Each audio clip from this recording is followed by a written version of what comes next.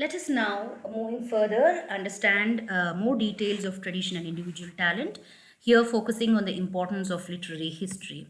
So, to have a brief recap of what we discussed in the previous session, we discussed the biography of the writer.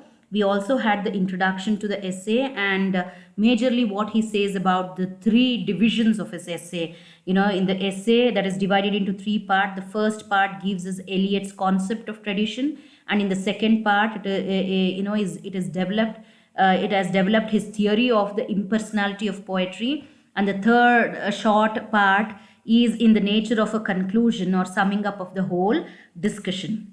So here the objective of this chapter is to introduce the students to the essay, tradition and individual talent, and the students will be capable of understanding the role of tradition and the individual talent in the creation of poetry. Okay, so let us now understand the concept of tradition or literary history according to Eliot. So the essay Tradition and Individual Talent, this was a major building block for much of Anglo-American criticism. So he exerted a huge influence on many critical thoughts that flowed forward after his time. Okay, here Eliot argues that writers must have the historical sense, which can be seen as a sense of tradition. So we have already discussed earlier also about what he sees about historical sense, which is also a sense of tradition. So here, the historical sense involves a perception, I quote, not only of the pastness of the past, but also of its presence. One who has the historic sense feels that the whole of literature of Europe from Homer down to his own day, including the literature of his own century, forms one continuous literary tradition. So he realizes that the past exists in the present and that the past and the present form one simultaneous order. This historical sense is the sense of timeless and the temporal, as well as the timeless and the temporal together. It is this historic sense which makes a writer traditional. A writer with the sense of tradition is fully conscious of his own generation, of his place in the present, but he is also acutely conscious of his relationship with the writer of the past. Okay, in brief, a sense of tradition implies a recognition of the continuity of literature, a critical judgment as to which of the writers of the past continue to be significant in the present, and a knowledge of these significant writers obtained through painstaking effort. Tradition represents the accumulated wisdom and experience of ages, and so its knowledge is essential for really great and noble achievements. Okay, so here he also says that he in fact begins his essay by saying that tradition is generally regarded as a term of censure. Okay, it sounds disagreeable to the English ears. When the English praise a poet, they praise him for those aspects of his work which are individual and original. It is supposed that his chief merits lie in such parts. This undue stress on individuality shows that English have an uncritical turn of mind. They praise the poet for the wrong thing. If they examine the matter critically with an unprejudiced mind, they will realize that the best and the most individual part of poet's work is that which shows the maximum influence of the writers of the past. So to quote his own words here, whereas if we approach a poet without this prejudice, we shall often find that not only the best but the most individual parts of his work may be those in which the dead poets, his ancestors, assert their immortality most vigorously. Okay, so for Eliot, tradition does not mean a blind adherence to the ways of the previous generation or generation. This should be well, kept in mind. He says that this would be mere slavish imitation, a mere repetition of what has already been achieved, and novelty is better than repetition. So, tradition, in the sense of passive repetition, is to be discouraged. For Eliot, tradition is a matter of much wider significance. Tradition in the true sense of term cannot be inherited. It can only be obtained by hard labor. What labor? This labor is the labor of knowing the past writers. It is the critical labor of shifting the good from the bad and of knowing what is good and useful. So tradition can be obtained only by those who have the historical sense. Okay, so this we already have understood. So Eliot realizes that the past exists in the present and that the past and the present form a simultaneous order.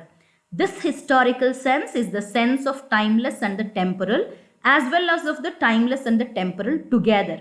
It is this historical sense which makes a writer traditional.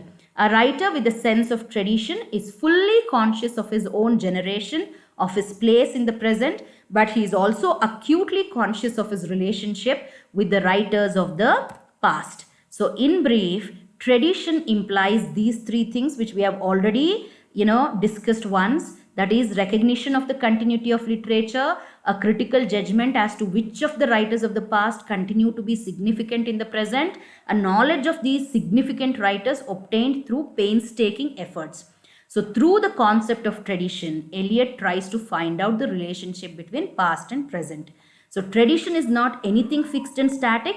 It is constantly changing, growing, and becoming different from what it is. So here comes the dynamic conception of tradition and its value. Okay, so here he always says and finds that the relationship between the past and the present is reciprocal. Okay, and the past helps to understand the present and the present helps to understand the past. The past is altered by the present as much as the present is directed by the past. Okay, so his concept of a dynamic conception of tradition emphasizes further the value of tradition. Okay, Eliot points out that no writer has his value and significance in isolation. To judge the work of a poet or an artist, we must compare and contrast his work with the work of poets and artists in the past. Such comparison and contrast is essential for forming an idea of the real worth and significance of a new writer and his work. Okay, so Eliot's conception of tradition is dynamic one, as we have started to discuss. So according to his view, tradition is not anything fixed or static. It is constantly changing, growing, and becoming different from what it is. A writer in the present must seek guidance from the past. He must conform to the literary tradition. But just as the past directs and guides the present, so the present alters and modifies the past. When a new work of art is created, if it is really new and original, the whole literary tradition is modified, though ever so slightly. The relationship between the past and present is not one-sided, it is reciprocal relationship. Okay, the past directs the present and is itself modified and altered by the present. So to quote the words of Eliot himself, I quote, "The existing monument form an ideal order among themselves which is modified by the introduction of the new, really new work of art among them. The existing order is completely before the new work arrives. For order to persist after the supervention of novelty, the whole existing order must be, if ever so slightly, altered." So every great poet like Virgil, Dante or Shakespeare adds something to the literary tradition out of which the future poetry will be written. So this tradition is not merely increased in bulk, but it is also constantly modified by the addition of new works of literature which are themselves influenced by the tradition. So this is how Eliot was able to see French symbolist poetry of the 19th century had certain fundamental resemblances to the English poetry of the age of Donne, and his study is purely aesthetic. And tradition is a word that has been used to discuss religion, science, racism, habits, history, and nearly every other matter that rests upon the mind of a deep thinker. Eliot attempts to analyze tradition in terms of its role in the creation of poetry. And, so for him, according to Eliot, every nation, every race has not only its own creativity, but its own critical turn of mind. And herein lies the impossible task of defining tradition. Okay, so with this, we end this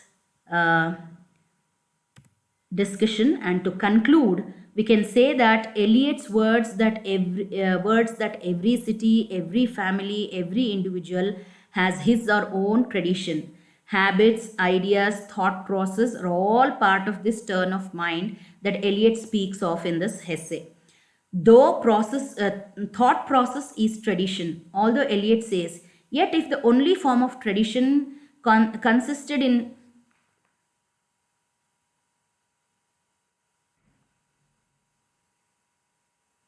Yet, if the only form of tradition consisted in following the ways of immediate generation before us, tradition should be positively discouraged, and the word tradition goes forever undefined. The progress of an artist is a continual self sacrifice, he says. By extinction of personality, the poet can relate to the tradition. This leads this theory of impersonalization in poetry. In T.S. Eliot's Tradition and Individual Talent, there is an acknowledgement of the indispensability of tradition, which is linked to a classical stress on the value of achieving impersonality in art. This is contrasted with romantic stress on self expression. Eliot has an account of how he thinks the artist ought to engage with tradition, roughly, the Dead Poets Society. He also has a view as to how a tradition is constituted in a culture and for an audience. The leading idea here is that a living tradition is one in which new art can alter the meaning, the perception of the monuments of past. So, let us end this session with a quote. Swadeshi Academy praises Eliot in a Nobel Prize complimentary speech, saying, "For Eliot, the salvation of man lies in the preservation of the cultural tradition. Tradition is not a dead load which would drag along with us, and which in our youthful desire for freedom we seek to throw off. It is the soil in which the seeds of coming harvests ought to be sown, and from which further harvest will be garnered."